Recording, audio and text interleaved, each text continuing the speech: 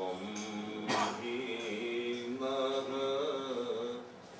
पितावसु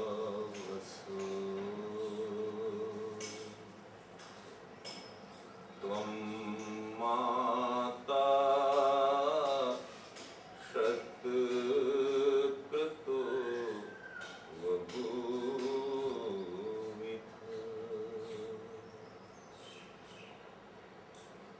अधाते सुम्नमीमहे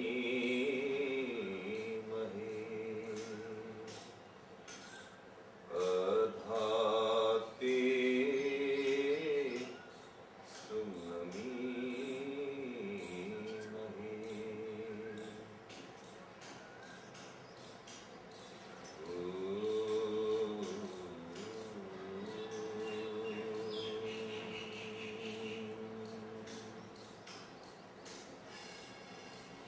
सनो बन्धुर्जनितात्स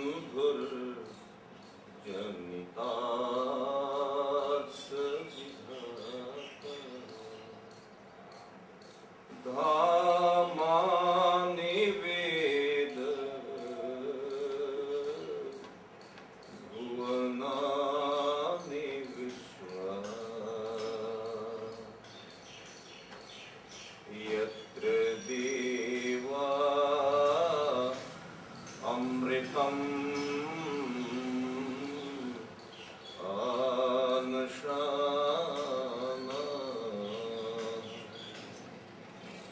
तृतीये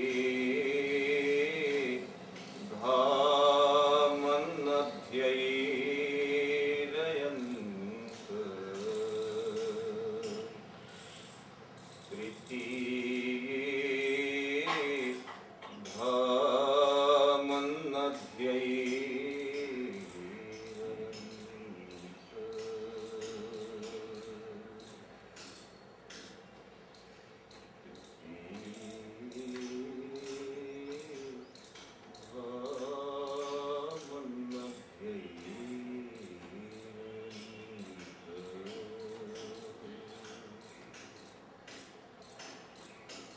उपस्थित आर्यसज्जन शक्ति, पिछली बार हमने आपके समक्ष ये विषय रखा था कि प्रकृति और परमात्मा दोनों पूर्ण हैं, अर्थात जड़ता में प्रकृति पूर्ण है और चेतना में, ज्ञान विज्ञान में ईश्वर पूर्ण है।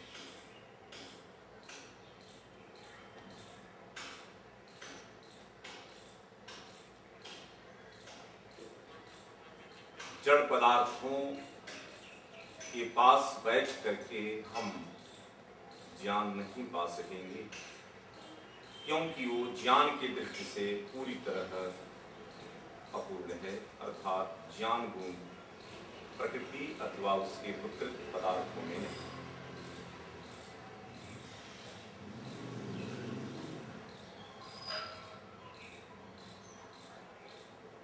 परमात्मा की उपासना करते हुए विद्वान और ऋषि महात्मा संत लोगों के पास बैठ करके उनसे सुन करके कुछ अपना ज्ञान का स्तर हम बढ़ा सकते हैं, लेकिन फिर भी शरीरधारी गुरु की मर्यादा है। वो शब्दों के माध्यम से उस स्तर तक की ज्ञान विज्ञान में विकास करने में हमारा सहयोगी हो सकता है, लेकिन सबसे अधिक अगर हमें लाभ उठाना है तो परमात्मा के समीप बैठ करके उठाना है, क्योंकि उपासक और उपास्य दोनों एक दूसरे में अन्योन्य रूप से व्यापक संबंध से मिले हुए हैं। और ध्यान दीजिए, संत महात्मा ऋषियों को जो ज्ञान मिला है वो ज्ञान ईश्वर ने उन्हें दिया है। वो उनका अपना सहज ज्ञान नहीं है। उन्होंने ईश्वर की उपासना की और भगवान ने उन्हें अपना ज्ञान विज्ञान दान में भेंट के रूप में प्रदान किया। परमात्मा की दी हुई भेंट कोई भी ऋषि आपको शब्द के रूप में दे करके समझाने का प्रयास तो कर सकता है, लेकिन परमात्मा का दिया हुआ वो ज्ञान जो सीधे ईश्वर से मिलता है वो कोई महात्मा संत ऋषि आपको नहीं दे सकता। वो ईश्वर से ही मिलेगा। आप ये कहें कि नहीं कोई ऋषि महात्मा संत सीधा हमको ज्ञान, परास्तर का ज्ञान सीधे दे देंगे, तो ऐसी भ्रांति कभी न रहे। शब्द में मर्यादा है। क्या मर्यादा है शब्द की? कि शब्द के माध्यम से किसी भी पदार्थ का बोध नहीं कराया जा सकता। उसके बारे में सामान्य जानकारी दी जा सकती है, लेकिन उसका बोध नहीं कराया जा सकता। बोध करने के लिए तो जिस पदार्थ का वर्णन कोई गुरु, कोई संत महात्मा, कोई शिक्षक करे, तो उस पदार्थ की ओर वो जाने के लिए आपको प्रेरित कर सकता है, मार्गदर्शन दे सकता है, लेकिन उस पदार्थ को शब्दों से आपको अनुभव नहीं करा सकता। ये शब्द की मर्यादा है। उदाहरण ले लीजिए, जैसे बर्फी है, पेड़ा है। हम पेड़ा नाम ले रहे हैं। पेड़ा, ये क्या है? नाम। किसका नाम है ये? पेड़ा एक वस्तु है, उसका नाम है। अब मैं कितना भी उसका वर्णन करूं, घंटों यहां पर वर्णन करूं, है जी, आपको मैं पेड़े की मिठास को शब्दों के माध्यम से अनुभव नहीं करा सकता। पेड़े पर चाहे जितने शास्त्र बोल जाऊं मैं, आप अनुभव कर सकेंगे? क्यों? क्योंकि शब्दों में, ध्यान दीजिए, क्या नहीं है? उस वस्तु का गुण नहीं। वस्तु कैसी है? मैं क्या कहूंगा? मीठी है, खाने में प्रिय लगती है। अब उसका सारा वर्णन मैं आपके सामने रखूंगा और आपके मन में क्या इच्छा हो जाएगी? मैं भी खा के देखूं। बस शिक्षक का इतना ही रोल है, गुरु का इतना ही रोल है। कितना रोल है? बोलो। हाँ, आपको उस वस्तु को प्राप्त करने के लिए क्या कर दे? प्रेरित कर दे। जिस वस्तु को गुरु ने पाया और वो, बोलो, धन्य हो गया। जब वो उस चीज की अनुभूति करता हुआ धन्य हो रहा है, तो स्वाभाविक है वो दयालु गुरु होता है, कृपालु होता है। वो भी चाहता है कि सारे लोग भी उस वस्तु को पालें और ये भी धन्य हो जाए। लेकिन गुरु की मर्यादा क्या है?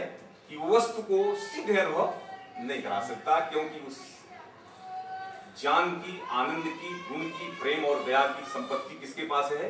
वो ईश्वर के अधिकार में है, गुरु के अधिकार में नहीं। लेकिन दुखद क्या स्थिति है इस समय कि जितने भी शरीरधारी गुरु इस देश में हैं, दुनिया में हैं, ये सारे गुरु क्या मानते हैं? आओ मेरे पास बैठो, मेरी उपासना करो, मेरे पास जो कुछ भी ईश्वर से मिला है मैं उसको तुम्हें दे दूंगा, मैं देने का अधिकारी हूं। तो आप क्या मानेंगे? अब आज से तो आप इतना स्वीकार कर लीजिए कि कोई भी गुरु आपको ईश्वरी संपत्ति सीधे देने का अधिकारी नहीं है। आपको सीधा लेना है, आपको साधना करनी होगी, आपको ईश्वर की उपासना करनी होगी, आपको स्वयं प्रयत्न करके समाधि लगानी होगी, तो सीधा ईश्वर आपको देगा, जैसे आपके गुरु को दिया है। गुरु नानक जी ने ग्रंथ साहिब में क्लियर लिखा है कि जो मेरी उपासना करेगा वो सीधा नरक में जाएगा, परमात्मा की उपासना करेगा। ठीक बात है, प्रभु अच्छी की बात है, करनी है। ये अच्छी बात है, क्लियर बोला है, बिल्कुल। और जो भी लोग ये बोले, लेकिन गुरु नानक के पीछे चलने वाले, अब इनकी देखो। नानक ने तो कहा कि चलो हम भगवान नहीं हैं, हम भगवान के भक्त हैं, लेकिन नानक के शिष्यों ने क्या किया? नानक को भगवान बना डाला। यही तो किया ना। और हमारे यहां भी क्या है, राम और कृष्ण को हमने भगवान बना डाला। और आगे वर्तमान में आप देख लीजिए, जितने भी शरीरधारी गुरु हैं, चाहे वो किसी मतपंथ संप्रदाय को हैं, वो सारे गुरु क्या बन बैठे हैं? मार्गदर्शक नहीं बन बैठे, प्रेरक नहीं बन रहे हैं। ऐसी व्यक्ति को मोटिवेट करके ईश्वर की ओर मोड़ने का काम नहीं कर रहे हैं, अपनी तरफ पूरे समाज को खींच करके और रसातल में ले जाने का महापाप कर रहे हैं। जैसे आपने कहा महापाप है। हमें भगवान की ओर मोड़ना है, अपनी ओर नहीं मोड़ना है संसार को। और ये गुरु सारे के सारे रैली करते हैं ना, रैली। और रैली में क्या हो जाती थी? मास में गुरु को भगवान मान करके उसकी पूजा की जा रही है। ध्यान दीजिए,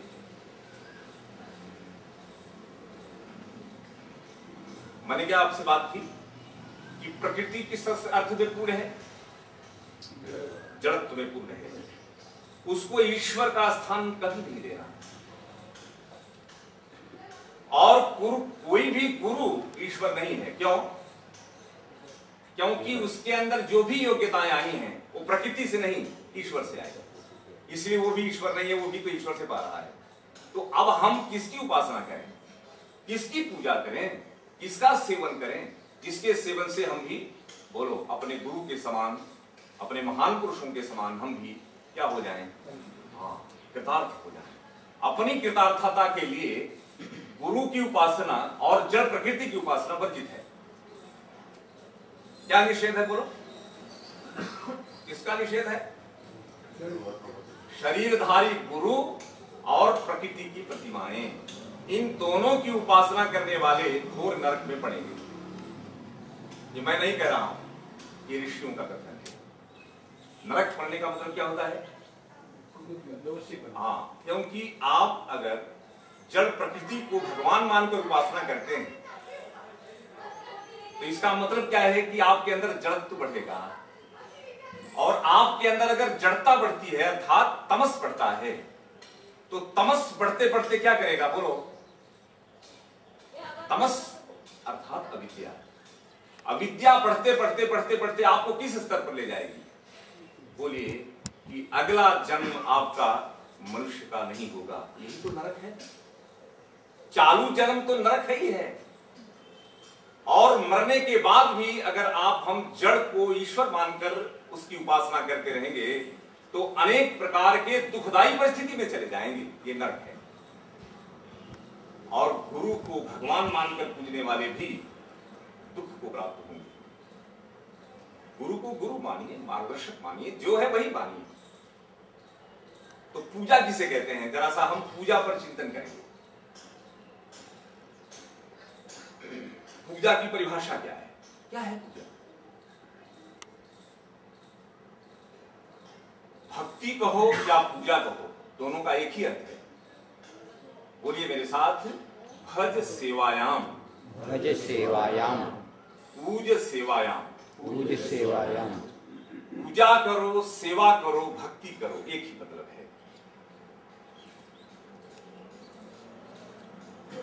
अब प्रश्न यह है कि जब सेवा की बात होती है तो हम किस भूमिका में आ जाते हैं? सेवक। हम सारे लोग कौन हैं? मनुष्य सारे सेवक हैं। जिसकी सेवा की जाएगी वो कौन है? वो सेवनी, सेव्य है, उपासनी, आराध्य देवता है, उपास्य है, सेव्य है। जिसकी सेवा की जाएगी वो कौन है? सेवक है, सेवनी। और सेवा क्या है? सेवा, इस सेवन की प्रक्रिया का नाम सेवा है। आप जो सेवा विधि का प्रयोग करते हैं वो विधि सेवा है। और तीसरा आएगा सेवा की सामग्री। चौथा क्या आएगा? चौथा, अब देखिए, सेवक, सेव्य, सेवा और सेवा की सामग्री, ये चार ही चीजें आनी है। अर्थात पूजा, पुजारी, पूज्य, पूजा और पूजन की सामग्री। आप दोनों अर्थ में ले सकते हैं। क्या दिया? सेवक, बोलिए, सेवक, सेव्य, सेवा, सेवा की सामग्री, पुजारी, पूज्य, पूजा और बोलो पूजा की सामग्री। ठीक है। साधक, साध्य, साधन, साधना और साधना की सामग्री सब जगह लगा। आराधक, आराध्य, आराधना और आराधना की सामग्री सब जगह।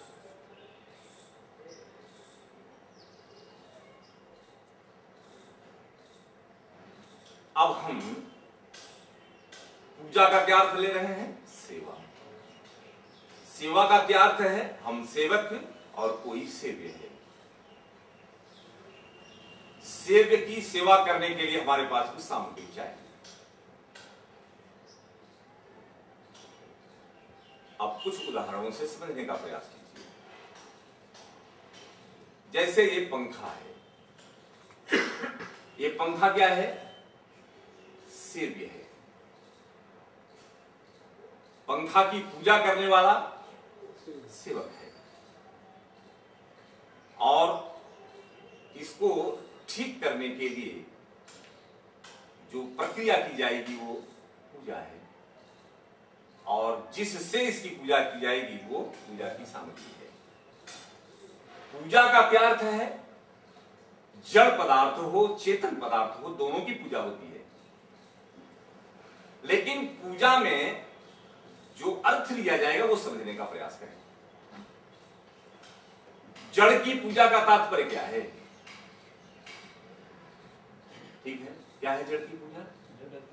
हाँ, वो जैसी है उसको वैसे ही मेंटेन करने के लिए की जाने वाली प्रक्रिया।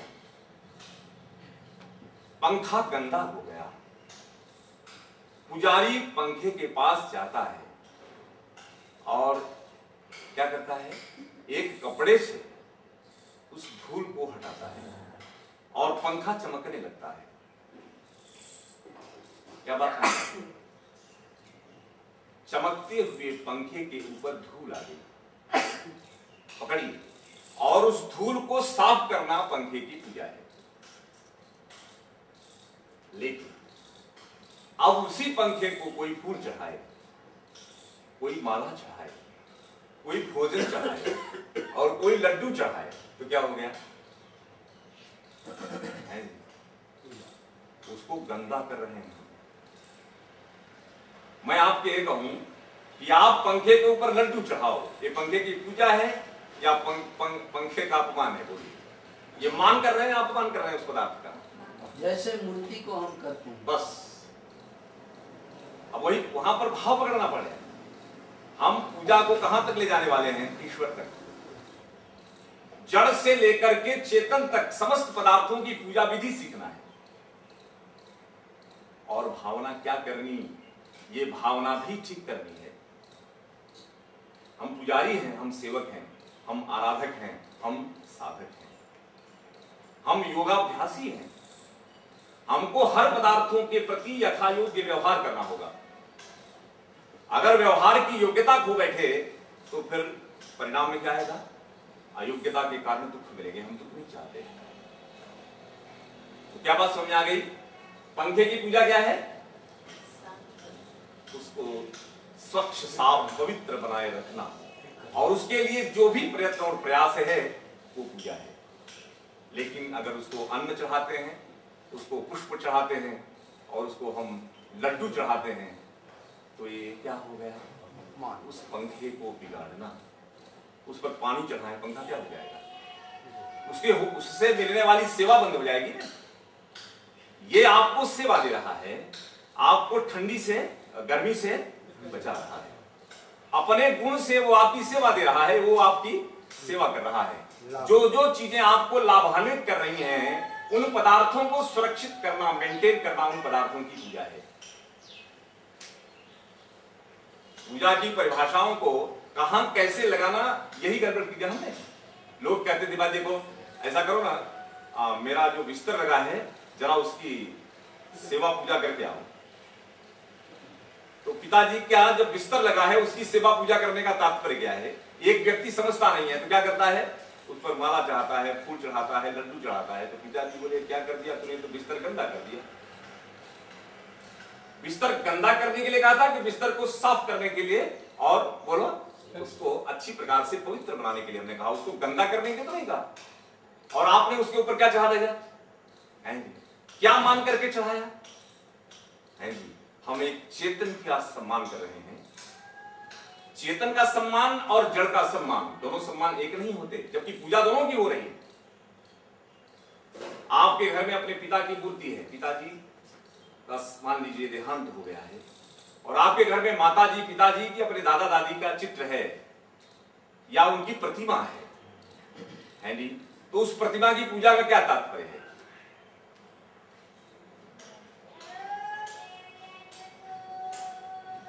क्या है जी? उस प्रतिमा की पूजा का तात्पर्य क्या है जी? उस पर पंखी आ गए, क्या कर रहे हैं? गंदा कर रहे हैं, धूल आ रही है, गंदी हो रही है। वर्षा के परिवर्तन से, ऋतुओं के परिवर्तन से उसमें क्या हो गया? मलिनता आ गई। ऐसे मलिन प्रतिमा को हम जब साफ करते हैं तो हम क्या बोलेंगे है जी? देखो, एक सेवक, एक पुजारी अपने माता पिता के प्रतिमा और चित्र की पूजा कर रहा है। पूजा करने में भाव ये नहीं है कि ये पिताजी हैं, क्या भाव है?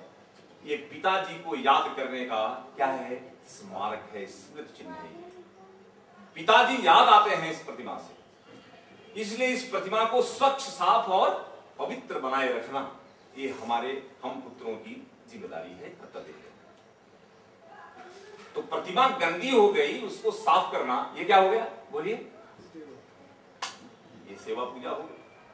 लेकिन इस सेवा पूजा में अगर कोई व्यक्ति उस प्रतिमा को माला चढ़ा दे, बस वही पकड़ना, और पिताजी को लड्डू ये मानकर चढ़ाए कि पिताजी जहां भी होंगे, पिताजी की मूर्ति के सामने चढ़ाए हुए इस लड्डू को खा रहे होंगे, खाएंगे, उनको मिलेगा। कैसी भावना हो गई है? आप पूजा कर रहे हैं, ध्यान दीजिए, लेकिन पूजा अब आपकी लड्डू चढ़ाते हुए क्या हो रही है? अब आपकी ये पूजा नहीं है, ये मूर्खता पूर्ण किया जाने वाला अयोग्य व्यवहार है। और इस अयोग्य व्यवहार से आप सोचते हैं कि आपको सुख फल मिलेंगे, नहीं। लड्डू को बिगाड़ने का दोष और इसका अपराध का दंड मिलेगा, और जड़ को चेतन और चेतन को जड़ न मानने की योग्यता का भी दंड मिलेगा। बात समझिए। एक दूसरा दृष्टांत और सरल देते हैं। पिता और पुत्र दोनों, पुत्र जो है वो चलती हुई घड़ी पर लड्डू चढ़ाता है, पुष्प चढ़ाता है, माला चढ़ाता है, चलती हुई घड़ी पर, और पानी भी चढ़ा देता है, और घड़ी चलना बंद हो जाती है। पिताजी आकर के उसको कहते हैं, ये तूने क्या किया? उसने कहा, मैंने घड़ी की पूजा की। क्या किया? तो पिताजी ने कहा, ये कौन सी पूजा है? किसी चलती हुई स्वस्थ वस्तु को बिगाड़ना, ये तो पूजा नहीं है, बल्कि उसको चलते रहने देना, और उसको उसमें आई हुई गलती या दोष को निवारण करना पूजा है। पूजा कहते हैं जिस क्रिया से वस्तु पवित्र बनी रहे, मेंटेन बनी रहे, स्वस्थ बनी रहे। तूने तो चलती हुई घड़ी को बंद कर डाला, ये पूजा है या अपूजा है? उस घड़ी का सत्कार क्या है? बोलिए, उस घड़ी का सत्कार क्या है? उसको साफ सुथरा रखो, समय पर उसको घड़ी को समय पर उसके अंदर सिल डालो और सुरक्षित रखो, पानी आदि में न पड़ जावे। ऋतु परिवर्तन हो रहा है, उस हिसाब से उसकी रक्षा कीजिए। इस प्रकार की रक्षा करना उस घड़ी की पूजा है। हाँ, पिता ने पुत्र को डांटा कि तूने घड़ी की पूजा नहीं की है, बल्कि घड़ी का अपमान किया। ये मान नहीं है घड़ी का। घड़ी को पानी चढ़ाना घड़ी का मान नहीं है। ये तूने घड़ी की पूजा नहीं की है, घड़ी का अपमान किया था, उसको तूने बिगाड़ डाला। बिगाड़ना पूजा नहीं है, उसको संभालना है जी, उसको सुरक्षित करना, उसकी रक्षा करना पूजा है। माँ भारती की रक्षा करना ही माँ भारती की पूजा है। माँ भारती का फोटो बना करके माला चढ़ाना है जी, ये पूजा नहीं है। भारत माता की जय कहना, और फिर भारत का एक चित्र बनाना और चित्र पर फूल चढ़ाना, और भारत की भूमि वहां पर दुष्टों के द्वारा खंडित की जा रही है, उस पर ध्यान नहीं देना, और चित्र अगर खंडित हो गया तो उस पर रोने लगना, और भारत की भूमि आकर के संकुचित हो रही है, उस पर चिंता न करना। ये कौन सी पूजा है? पूजा का तरीका समझने का प्रयास करें। अब एक तरफ पिता अपने पुत्र को डांट रहा है कि तूने पूजा नहीं की है, तूने घड़ी का अपमान किया है, और वहीं पर पिताजी दूसरे कक्ष में जाते हैं और एक प्रतिमा के समक्ष वही क्रिया करते हैं जो बच्चे ने घड़ी पर किया है। अब वो पिता से पुत्र पूछता है, ये आप क्या कर रहे हैं? उधर घड़ी पर जो भी मैंने किया वो भी जड़ थी, और मैंने जो कुछ भी किया उसके लिए तो आपने मुझे मूर्ख कह डाला, लेकिन दूसरे कक्ष में जाते हुए उसी प्रतिमा पर माला आप चढ़ा रहे हैं, आप भी फूल चढ़ा रहे हैं, आप भी लड्डू चढ़ा रहे हैं, आप भी सामग्रियां वस्त्र आदि वहां पर एक जड़ वस्तु के सामने वही क्रिया कर रहे हैं। क्या ये पूजा है? जिस सामग्री से आप पूजा प्रतिमा की कर रहे हैं उसे ईश्वर मान करके, हमने घड़ी को भी प्रतिमा मान करके घड़ी की वैसी ही पूजा उसी सामग्री से की थी। आप किस तरह से मुझे मूर्ख कह सकते हैं? अगर मैं मूर्ख हूं तो आप भी मेरी तरह ही मूर्ख हैं। अब आप विचार कीजिए कैसी स्थिति हुई। तो पिता क्या उत्तर देंगे? पिता क्या उत्तर देंगे? पिता का भी उत्तर यही आने वाला है। क्या? हाँ बेटा, अगर पिता स्पोर्ट्समैन वाला है, स्पिरिट वाला है, तो कहेगा पुत्र तूने मेरी आंखें खोल दी। क्या कहेगा?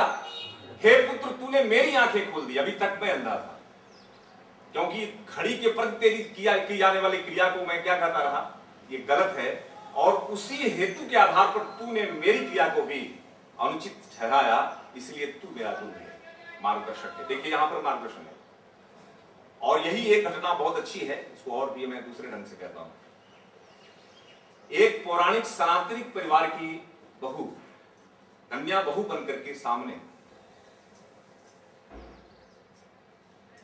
वैदिक परिवार में जाए, और वैदिक परिवार की कन्या है जी एक पौराणिक परिवार में जाए, तो मैं आपके सामने जो घटना दे रहा हूं किसकी है? एक पौराणिक परिवार की कन्या, आर्य परिवार की, सज्जन की, जो पूजा का मतलब समझती है, उस परिवार की कन्या किसके घर जाती है? जिसके यहां उल्टी पूजा होती है। पूजा का मतलब जहां समझा नहीं जाता वो पूजा होती है, जड़ों की चेतन मान करके पूजा होती है, अनुचित पूजा होती है, अनुचित साधनों से, अनुचित भावना से पूजा होती है। वहां पर जाकर के वो देखती है कि यहां तो पूजा के स्थान पर भगवान को जड़ मान करके भगवान के प्रति जो साधन चढ़ाए जा रहे हैं, ये सब कुछ अनुचित हो रहा है। तो इनको हम सब पूजा का पाठ कैसे सिखाएं? कन्या वहां पर क्या बन के गई है? बहू बन गई। तो उसने, देखिए हम आप भी इससे सीखने का प्रयास करेंगे इस घटना से। उसने सीधा ये नहीं कहा कि आप लोग गलत कर रहे हैं, सीधा नहीं, और कहना भी नहीं चाहिए। आप लोग यहां बैठे हैं, यहां मैं सीधे क्यों कर सकता हूं? क्योंकि आप लोग इतने समय से बात को समझने का प्रयास कर रहे हैं, इसलिए यहां सीधे कहा जा सकता है। लेकिन जहां लोग उल्टी पूजा कर रहे हैं वहां सीधे नहीं कहा जाता, वहां पर तरीके से कहा जाता है। तो उसने क्या किया? जैसे उस परिवार के लोग पूजा करते थे उसी तरह से वो भी नाटक करने लगे। वहां नाटक करना होता है, नाटक वैसे बिल्कुल। क्यों? क्योंकि अगर उनके साथ रह करके उनको अपना बनाना है तो उनकी क्रियाओं में आपको जुड़ना पड़ेगा। यह स्ट्रेटेजी है, इसको अभ्युपगम सिद्धांत कहा जाता है। अभ्युपगम का मतलब क्या होता है? कि सामने वाले को कुछ देर के लिए स्वीकार कर लो। क्यों? क्योंकि उसको सत्य पर लाना है। सत्य पर लाने के लिए कुछ काल के लिए क्या करो? झूठ का नाटक खेलो, नहीं तो फिर क्या होगा? वो झूठे सच्चे पर नहीं आएंगे। झूठों को सदमार्ग पर लाने के लिए थोड़ी देर के लिए उनकी जैसी झूठ क्रिया करने का नाटक करो, भावना से नहीं, मात्र मैकेनिकली करेंगे, यंत्रवत करेंगे, भावना से नहीं करेंगे। सुधारने की प्रक्रिया है। तो क्या होता रहा? देखिए वो करती रही और सबको उसने अपने व्यवहार से जीत लिया, प्रेम से, सेवा से, सच्ची सेवा से अपने सास ससुर और अपने घर के समस्त लोगों को अपनी पूजा अर्चना और सेवा से जीत लिया। और एक ही सिर्फ क्या रह गया? हाँ, भगवान की उल्टी पूजा जो वहां हो रही थी उसको सीधा करने के लिए उसने संकल्प लिया कि इन सबको हम सच्ची ईश्वर की ओर मोड़ेंगे। और इस संकल्प के साथ उसने बहुत प्रयत्न किया। लेकिन चूंकि अब दिल जीत चुकी है जी, इसके बाद अब उसकी बात भी वहां मानी जाने लगी है। आप किसी को अपना बनाकर फिर अपनी बात मनवाएं। सीधे सीधे गाली नहीं देना चाहिए, तमें तो मूर्ख छो, तमें तो तिरस्कार करवायो के छो। इस प्रकार से किसी को अपमानित करके सिखाया नहीं जाता। सिखाने की शैली क्या है कि पहले उसको प्यार करो और अपना बना लो। अपना बनाने के बाद फिर जो कुछ भी वहां बुराइयां हैं उसको हटाने के लिए निवेदन कर सकते हैं, और तभी वो प्रार्थना आपकी सुनने भी वाले हैं। आपका निवेदन वो कब सुनेंगे? जब वो आप पर विश्वास करेंगे कि ये हमारा है, ये अपना है, ये जो कुछ भी कहेगा अपने भलाई के लिए कहेगा। अगर ये इस समय इस प्रतिमा की पूजा को न, ईश्वर की पूजा न मानते हुए सच्ची ईश्वर की पूजा सिखाएगा तो भी इसमें मेरा भला होगा, इस भावना से वो आपकी बात सुनेंगे। तो एक दिन क्या हुआ कि सास और बहू और परिवार के सारे लोग मंदिर में जाते हैं और पूजा की सामग्री लेकर के जाते हैं। मैंने अभी क्या कहा था हैं जी, पुजारी, पूज्य, पूजा और पूजा की सामग्री लेकर के सारे लोग गए। और अब आप देखिए मंदिर में क्या होता है, गर्भ स्थान पर मूर्ति होती है और आगे क्या है, वहां पर शेर का भी चित्र कहीं कहीं मिलता है। अगर देवी का मंदिर है तो वहां पर आगे आपको सिंह का बड़ा चित्र मिलेगा। और सिंह का कैसा चित्र था? एकदम भयावह। एक बार देखे तो व्यक्ति डर जावे, इस प्रकार का चित्र था वो, भयावह चित्र। और पूजा की थाली किसके हाथ में है? बहू के हाथ में है सामग्री। और अब वो नाटक करती है। देखिए, अपने मार्ग पर लाने के लिए बहू का नाटक देखो आप। और वो क्या देती है जी? वो बाघ को देखकर डरती है और पूजा की थाली हाथ से गिरती है और वो बेहोश हो जाने का नाटक करती है। अब वहां पर सास, ससुर, देवर, देरानी, उसके जो परिवार के सारे सदस्य हैं वो सब परेशान हो जाते हैं। फिर थोड़ी देर के बाद उसको होश में लाकर कहते हैं कि तुमने क्या किया? बोला मैं इस शेर से डर गई, ये जो सामने शेर है ना, इससे मैं डर गई। तो सब लोग, अरे मूर्ख, ये शेर का पुतला है, ये असली शेर नहीं है। तो असली शेर मान के डर गई।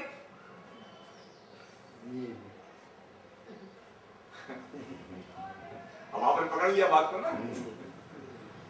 घर के ही लोग कहने लगे ये नकली है, असली नहीं है। ये तुम्हें नहीं काटेगा बेटा, ये नहीं काटेगा, ये जड़ है, इसमें आत्मा नहीं है, इसलिए इससे तुम मत करो। तो कन्या ने कहा यही स्थिति तो उस मूर्ति में भी है। ये नकली है और सच्चा ईश्वर, असली ईश्वर क्या है? वो इससे अलग है। जो इस शेर के लिए आप विधान कर रहे हैं वही विधान तो उस मूर्ति के लिए भी है जो अंदर रखी है गर्भगृह में। जब इसको हम डर रहे हैं और आप हमें कह रहे हैं मूर्ख हो, तो फिर ईश्वर के समक्ष जो पूजा की सामग्री हम प्रस्तुत करेंगे, ये भावना भी तो गलत है। हम एक शेर की प्रतिमा को जब हम उल्टा मानकर करते हैं तो फिर ईश्वर की प्रतिमा को भी हम जो मान करके कर रहे हैं, क्या उचित है? इतने मात्र से उसने सारे परिवार को जड़ से चेतन की ओर मोड़ दिया। कहां मोड़ दिया इस घटना से? चेतन की ओर। तो जड़ से चेतन की ओर मोड़ने के लिए इतना नाटक उसको करना पड़ा, और इतने मात्र से सारा परिवार उसने क्या बना दिया? बोली, सच्चा पुजारी, सच्चे ईश्वर का सेवक और आराधक बना दिया। अब आप देखिए, हमारा सारा हिंदू समाज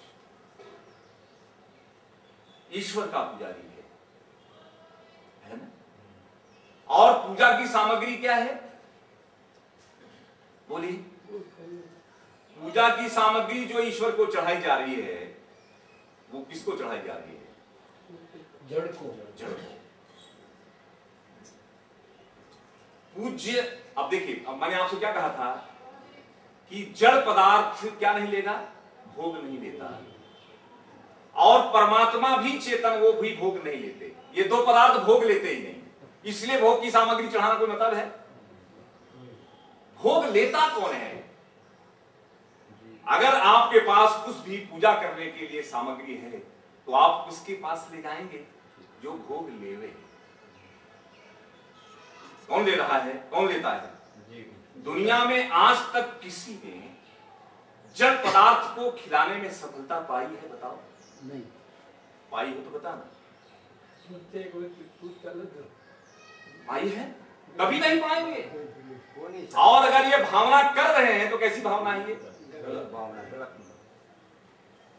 अब बड़ी विचित्र बात है कि जड़ को आप भोगी बना रहे हैं जो कभी नहीं बनेगा, और भगवान को आप भोगी बना रहे हैं जो कभी नहीं बनेगा। ये दोनों भोगी कभी नहीं बनेंगे। और इनको हम क्या कर रहे हैं जी? ये दोनों कहते हैं हम पूर्ण हैं, हम न भोगने में पूर्ण हैं, और वो क्या कहता है? हम आनंद से परिपूर्ण हैं, हमें भी कुछ नहीं चाहिए। न ईश्वर को कुछ चाहिए, न तो जगत के जड़ पदार्थों को कुछ नहीं चाहिए। और चढ़ाने वाला इन्हीं दोनों को चाह रहे हैं। कौन सा मंदिर है? वो तिरुपति वाला का मंदिर है साउथ में। रोज करोड़ों रुपए की चढ़ोतरी हिंदू समाज चढ़ा रहा है। तिरुपति है? तिरुपति वाला। जितने भी बाबा हैं सारे, इन सारे बाबाओं को जो भी साधन सामग्री भेंट में चढ़ाई जा रही है, ये चढ़ाने वाला कौन है? पुजारी मानता है अपने को सारा हिंदू समाज। और जो सामग्री लेकर के जा रहा है वो किसको चढ़ाया जा रहा है? जो लेता ही नहीं है। कौन ले रहा है? कौन ले रहा है? भगवान लेता नहीं है, मूर्ति लेती नहीं है। लेता कौन है? भगवान और मूर्ति के नाम पर बैठे हुए ये चंद नाटक करने वाले दम्भी लोग खुद लेते हैं।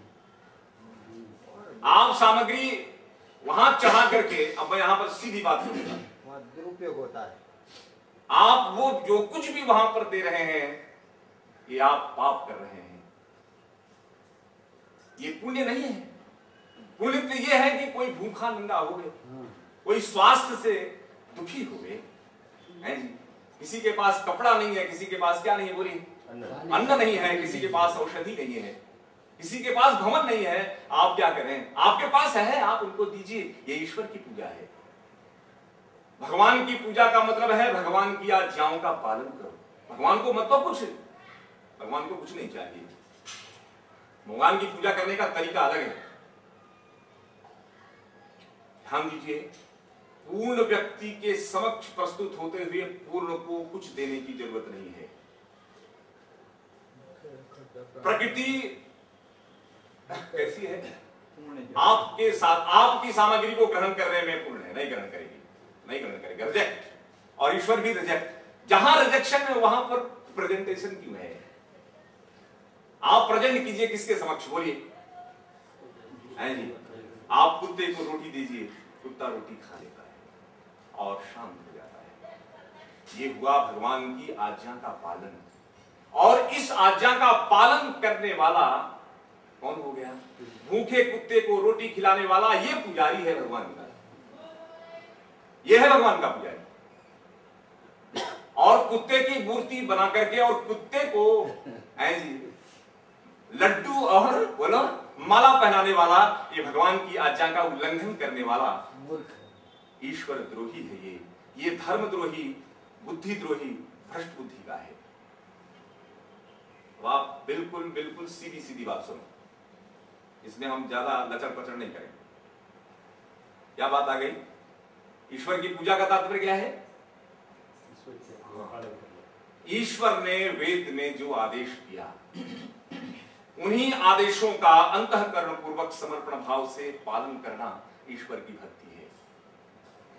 और भगवान ने क्या कहा? बोलो, इस संसार में जितने भी प्राणी हैं उन प्राणियों के संरक्षण और उनके बचाव और उनकी सुरक्षा के लिए आपके पास जो भी सामग्री है उसे उनको समर्पित कीजिए। आपके समर्पण को स्वीकार करते हुए हम आप पर प्रसन्न होंगे और ईश्वर की यह प्रसन्नता रंग लाएगी। क्या रंग लाएगी? बोलिए। आप कभी दान समर्पण करके देखना। समर्पण करने वाला इधर मटेरियल देता है, रोटी, और भगवान की तरफ से ओम आनंद का रस मिलता है। कैसा रस है? इधर आपने भूखे को क्या किया है? अन्न दिया है। और ईश्वर ने अपने अपने ऐश्वर्य का दान आपको किया है। दोनों तरफ से दान आ रहे हैं। एक तरफ ऐश्वर्य का दान और दूसरी तरफ लौकिक जगत के पदार्थों का दान। लौकिक पदार्थों के जगत का दान करते हुए आपको अलौकिक ऐश्वर्य भेंट में मिले। आपको क्या चाहिए? आपको अलौकिक ऐश्वर्य चाहिए ना? आप लौकिक ऐश्वर्यों का परित्याग कीजिए, दूसरों के सेवा में लगाइए। है जी? तो पूजा का तात्पर्य क्या समझना चाहिए? ध्यान दीजिए, इस संसार में अधूरा आत्मा है, न ईश्वर न तो संसार। पकड़िए बात को। प्रकृति और प्रकृति से बने हुए संसार के जितने पदार्थ हैं वो अधूरे नहीं हैं, उनको आपसे कुछ नहीं चाहिए। इधर ईश्वर को आपसे कुछ नहीं चाहिए। चाहिए तो किसको? आत्माओं को। जो अनेक प्राणी हैं उनको आपसे चाहिए। अब प्राणियों में देखिए आदान प्रदान होता है, ईश्वर और आपके बीच में आदान प्रदान नहीं है। आदान प्रदान कहां है? प्राणी। आपने कुछ मुझे दिया और मैंने आपको कुछ दिया। आदान प्रदान की प्रक्रिया में क्या हुआ? हमने आपको क्या दिया जो आपके पास नहीं था, उससे मैंने आपकी पूजा कर दी। और मेरे पास जो नहीं था वो आपने मुझे दिया, आपने मेरी पूजा कर दी। ये क्या हो गया? इसको कहते हैं आदान प्रदान। एक दूसरे की कमी को हमने एक दूसरे के लिए पूरक बन करके पूरी कर दी। लेकिन ईश्वर के समक्ष जब आप बैठते हैं तो क्या ये व्यवहार करेंगे आप? हैं जी? एक भूखे को रोटी खिलाना और भगवान को भी रोटी चढ़ाना, ये प्रक्रिया है ईश्वर की पूजा की। भगवान की पूजा की ये प्रक्रिया नहीं है, ये विधि नहीं है, ये उल्टी विधि है। भगवान के समक्ष बैठते हुए आपके पास संसार के कोई पदार्थ न होने चाहिए और न उनकी भावना होनी चाहिए। क्या समझ आया? हे भगवान, मैं आपको इस समय भाव का लड्डू चाह रहा हूं। कुछ लोग कहते हैं कि ना कहीं होंगे तो भाव ना लड्डू चाहे देना, ना हो लड्डू तो ये भावना करके लड्डू फेंक दो। तो भगवान कहेंगे भावना का लड्डू फेंकोगे ना तो ऐसी स्थिति में चले जाओगे जहां लड्डू मिले नहीं है, भूखों मरोगे। भूखे आदमी को भावना के लड्डू नहीं दिए जाते, सच्चे लड्डू दिए जाते हैं। और भगवान को जो दिया जाता है वो अलग है, वो अलग समझने का प्रयास करेंगे। तो क्या है जी? भगवान को क्या आप पूजा की सामग्री में लौकिक पदार्थों को लेकर प्रस्तुत होंगे? आप स्वयं बताइए, क्यों नहीं होंगे? क्यों नहीं? अब ये बात समझ में जब आती तो हिंदू समाज आज जो गलत मार्ग पर जा रहा जाता, रास्ते पर चले जा रहे हैं पानी लेकर के, हैं जी, चढ़ाने किसको? मंदिर में भगवान को चढ़ाने जा रहे हैं। और रास्ते में कुत्ता आ रहा है, पूंछ हिला रहा है, उसको पानी चाहिए, उसको पानी नहीं देंगे, वो जा रहे हैं कहां चढ़ाने? पानी लेकर के किसको चाह रहे हैं? सूर्य को।